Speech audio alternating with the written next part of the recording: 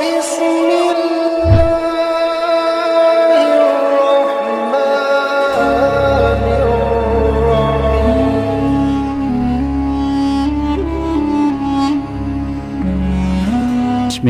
الرحمن الرحيم. Bismillahirrahmanirrahim. Assalamualaikum warahmatullahi wabarakatuh. Alhamdulillahi rabbil alamin. Wabihi nasta'inu ala umurid dunya waddin. Assalatu wassalamu ala sayyidina Muhammadin wa ala alihi wa sahbihi ajma'in. Sahabat Asma sejati yang dirahmati Allah, alhamdulillah kita semua bisa berjumpa lagi di channel ini. Doa dan harapan saya, semoga saudaraku yang menyimak video ini selalu diberikan kesehatan jasmani dan rohani, dilapangkan rezekinya, diampuni dosanya, dan dipanjangkan umurnya. Amin ya Allah ya Rabbal alamin. Salawat dan salam semoga tercurah limpahkan kepada junjungan kita Nabi besar Muhammad sallallahu alaihi wa alihi wasallam.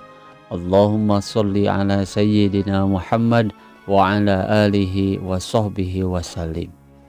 Inilah 4 golongan orang yang ditolak istighfarnya oleh Allah subhanahu wa ta'ala. Sahabat Asma sejati yang dirahmati Allah, salah satu bukti dari kasih sayang Allah kepada setiap hambanya yaitu dengan memberikan ampunan kepadanya. Sehingga apabila seseorang dari umat muslim mengakui dari setiap kesalahannya, yang salah satunya yaitu dengan memperbanyak membaca istighfar.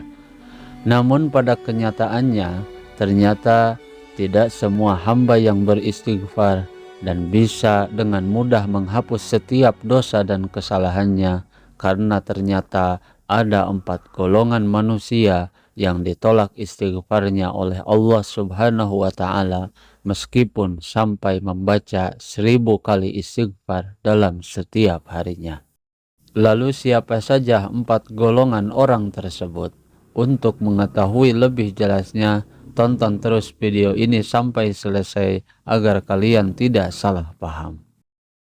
Sahabat Asma sejati yang dirahmati Allah, ketika seseorang melakukan perbuatan dosa, maka ia harus segera bertaubat kepada Allah untuk memohon ampunan dari Allah subhanahu wa ta'ala. Dan salah satu cara untuk memohon ampunan Allah yaitu dengan memperbanyak membaca kalimat istighfar. Dan hal ini merupakan kebiasaan yang sering dilaksanakan oleh umat muslim umumnya ketika ia ingin memohon ampunan kepada Allah subhanahu wa ta'ala.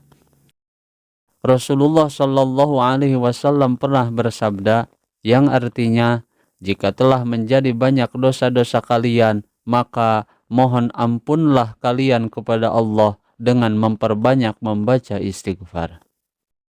Namun satu hal yang perlu kalian ketahui, bahwa ternyata ada 4 golongan manusia yang akan ditolak istighfarnya bahkan meskipun ia sudah membaca istighfar 1000 kali dalam setiap harinya. Lalu siapa sajakah golongan orang yang ditolak istighfarnya tersebut? Berikut ini penjelasan lengkapnya. Sahabat Asma sejati yang dirahmati Allah, golongan yang pertama yaitu laki-laki ataupun perempuan yang berselingkuh atau berbuat zina secara terus-menerus tanpa henti-henti. Dan kelompok yang pertama ini yang tidak diterima istighfarnya adalah manusia yang melakukan perselingkuhan serta perzinahan. Lalu kenapa perselingkuhan seseorang termasuk salah satu dari 4 golongan orang yang ditolak istighfarnya oleh Allah subhanahu wa ta'ala? Yaitu karena dengan perselingkuhan itu sendiri kerap kali berujung pada sebuah perzinahan. Dan hal ini dilakukan semuanya hanya untuk memenuhi hasrat seksualnya saja, sehingga ia rela menelantarkan anak dan istrinya atau juga suaminya. Dan bahkan ia rela meninggalkan tanggung jawabnya sebagai seorang pasangan. Padahal Rasulullah Shallallahu Alaihi Wasallam telah menjelaskan dalam hadisnya yang artinya jika seseorang melakukan zina maka imannya itu akan keluar dari dalam dirinya, sehingga seakan-akan di atas kepalanya terdapat gumpalan awan. Namun jika dia lepas dari perbuatan zina tersebut, maka iman itu akan kembali lagi kepadanya. Hadis riwayat Imam Abu Daud. Sahabat beriman yang dirahmati Allah, seseorang yang melakukan perzinahan, baik itu laki-laki ataupun perempuan, dan kemudian setelah selesai berbuat zina, lalu ia mengucapkan istighfar dan memohon ampunan dari Allah Subhanahu wa Ta'ala, namun setelah itu lalu ia melakukan zina kembali dan beristighfar lagi, berzina lagi tanpa berhenti secara total dari perbuatan zina tersebut, maka istighfarnya dan juga taubatnya akan ditolak oleh Allah Subhanahu wa Ta'ala. Dan Allah Subhanahu wa Ta'ala mengatakan, berpalinglah engkau dari perempuan itu, jangan pelihara lagi wanita itu, dan berhentilah dari melakukan zina, maka akan aku ampuni semua dosa zinahmu.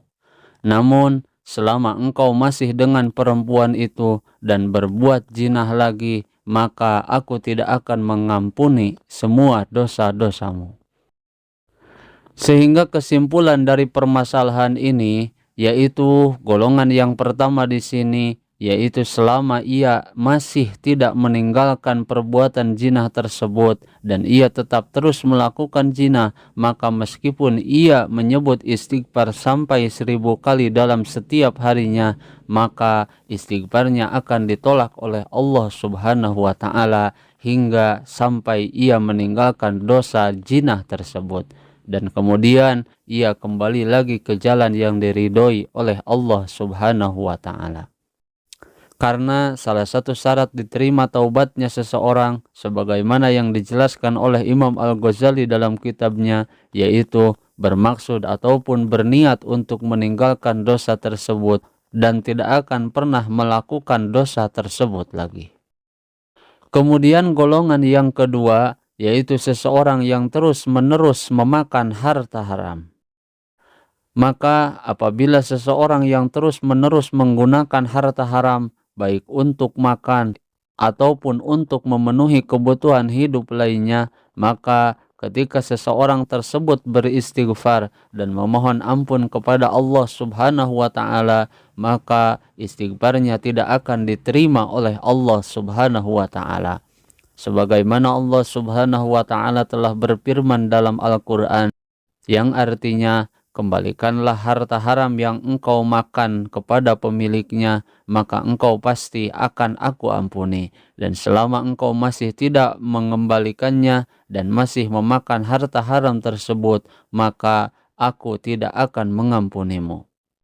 Maka untuk kesimpulannya, selama harta haram itu masih kita makan atau masih kita pergunakan, maka kita akan termasuk golongan orang-orang yang ditolak istighfarnya, bahkan meskipun sampai 1000 kali istighfar dalam setiap harinya.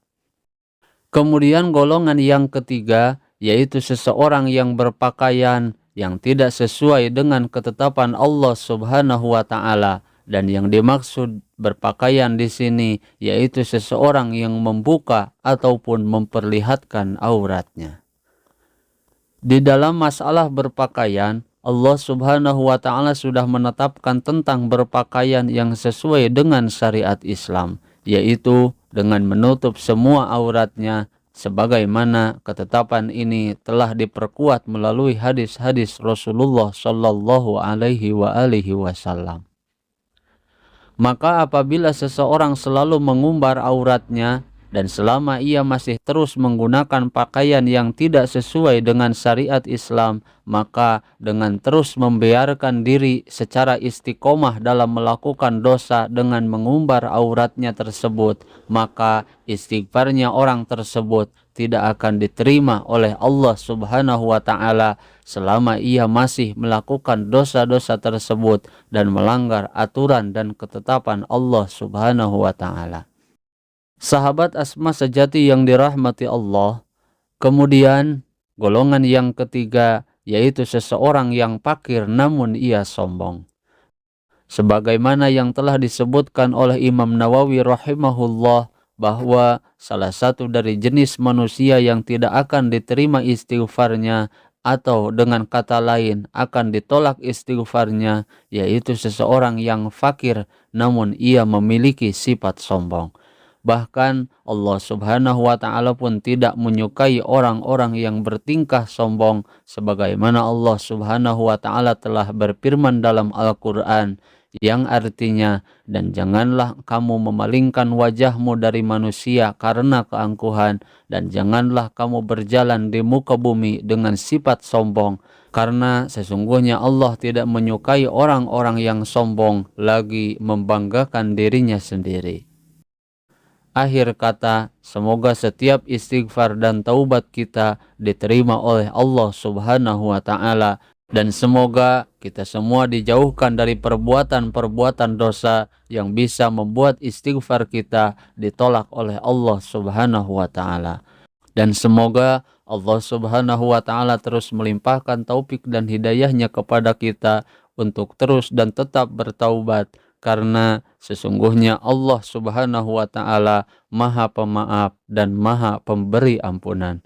Semoga video ini bisa bermanfaat. Mohon maaf apabila ada kesalahan. Wassalamualaikum warahmatullahi wabarakatuh.